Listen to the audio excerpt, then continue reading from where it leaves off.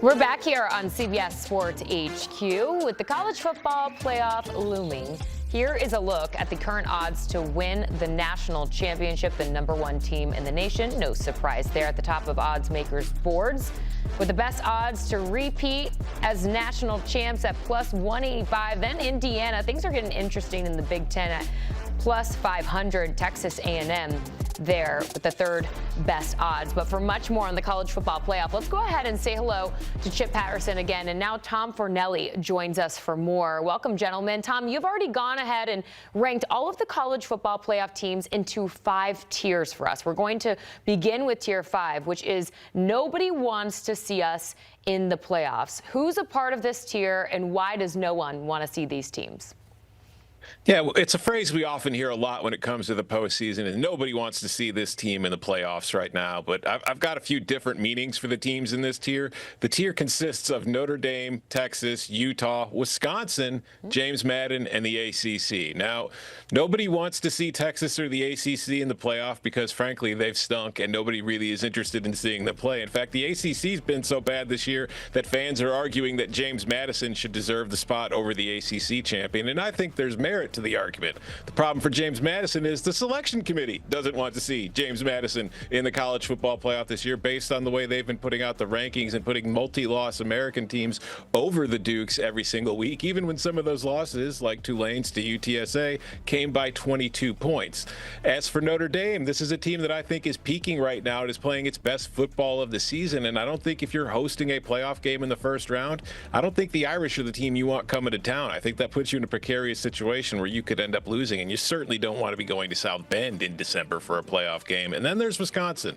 Perhaps there's no team in the country hotter than the Wisconsin Badgers right now, as they have 2 ranked wins in their last 3 games ever since announcing that Luke Fickell would be back. And fun fact, Wisconsin's 2 wins in those 3 weeks over Power 4 teams with a winning record are more than Missouri and Tennessee have combined. They have 0, so maybe Wisconsin should be ranked.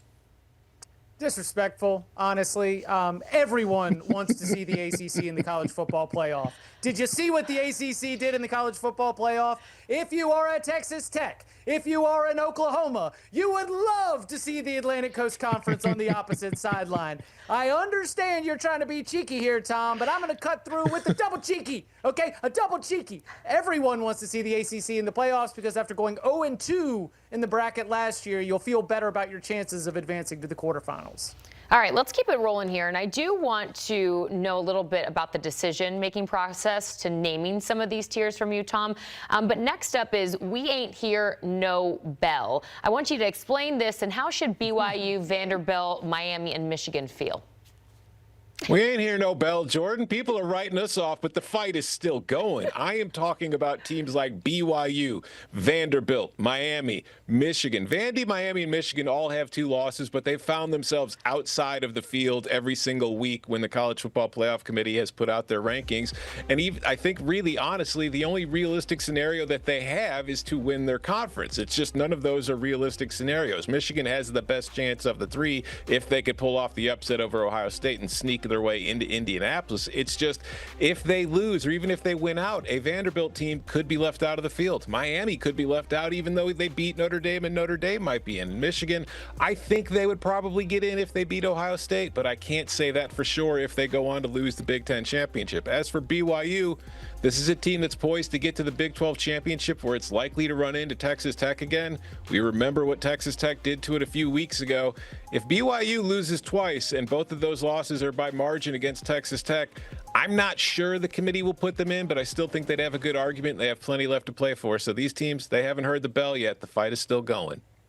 BYU is the one that stands out to me, y'all. I spent some time looking at the Cougars' position and realizing how close they are 2 years in a row of being in the college football playoff, and yet how it is looking, as Tom just mentioned, as though the Cougars 2 years in a row could be right there on the chopping block. If Oklahoma, if Alabama, if Oregon, if all these teams take care of business, then unless the Cougars win the Big 12, as Tom mentioned, they could find themselves as an 11-2 team, but on the outside looking in. So very important that BYU, first of all, takes care of business against UCF. I expect they will, but then brings their very best football to Dallas for the Big 12 title game, because right now I do not like their position despite having an excellent, excellent season for a second straight year.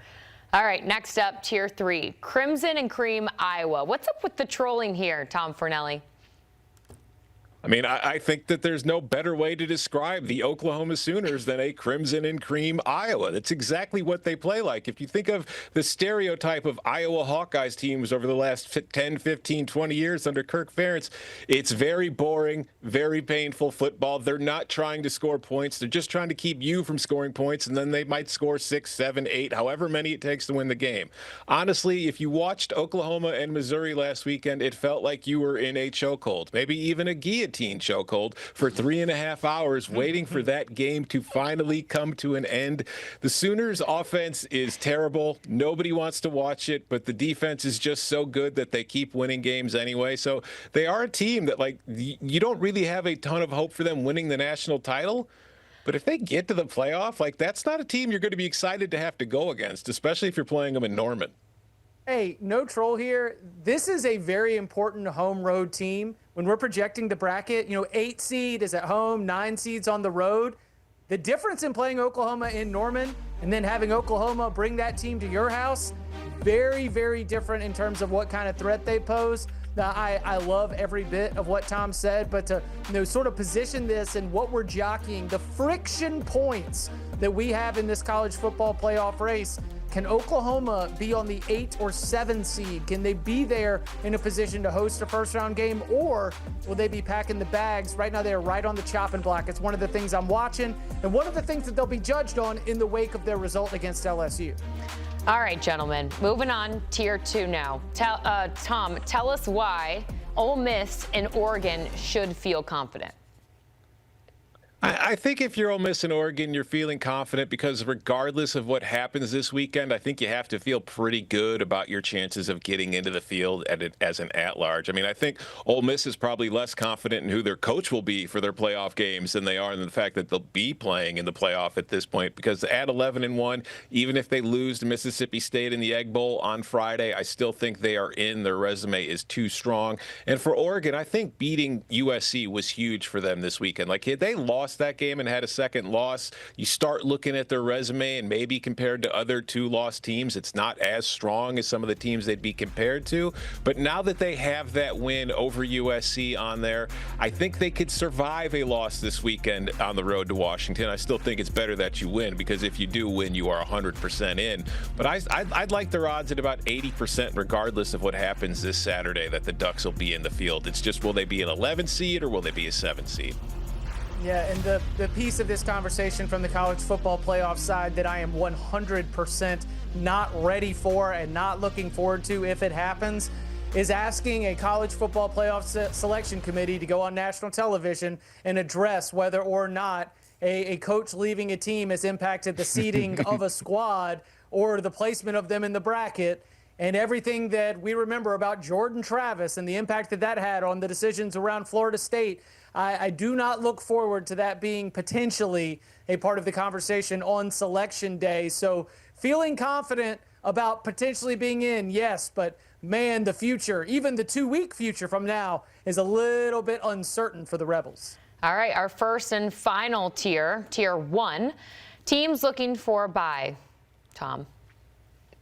Yeah, there are 4 byes in the college football playoff, and right now I feel like there are 6 teams that have a legitimate shot at getting one of those 4 spots. It's Ohio State, Indiana, Texas A&M, Georgia, Alabama, and Texas Tech. I think that if you look at Ohio State and Indiana, if they both win this weekend, they will be going on to Indianapolis to play in the Big Ten Championship. And I do think that regardless of what happens there, both of them will earn 2 of those 4 byes, which would leave 2 spots up for grabs to the other 4.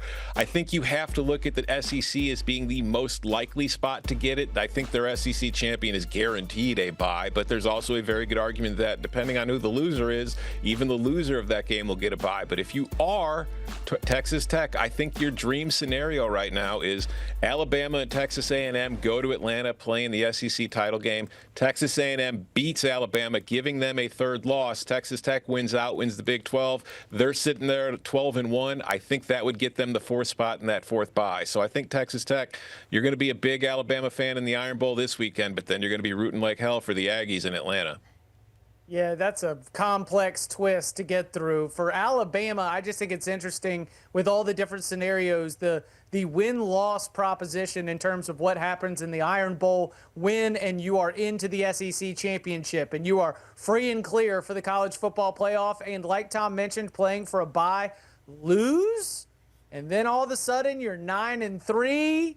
And we think that you're in, but we're at least wondering, and you're probably going on the road. It's just a lot hanging over Jordan-Hare Stadium on a cold Saturday night in Alabama. What could possibly happen? Nothing weird has ever happened in the Iron Bowl, right, guys? Yeah, absolutely nothing to look forward to this weekend, too. Rivalry weekend in college football. Gentlemen, always great to see you here on CBS Sports HQ. You can get more from Chip, Tom, Bud, and Danny Cannell on the Cover 3 podcast. All you got to do is scan that QR code on your screen and watch and listen wherever you get your podcasts.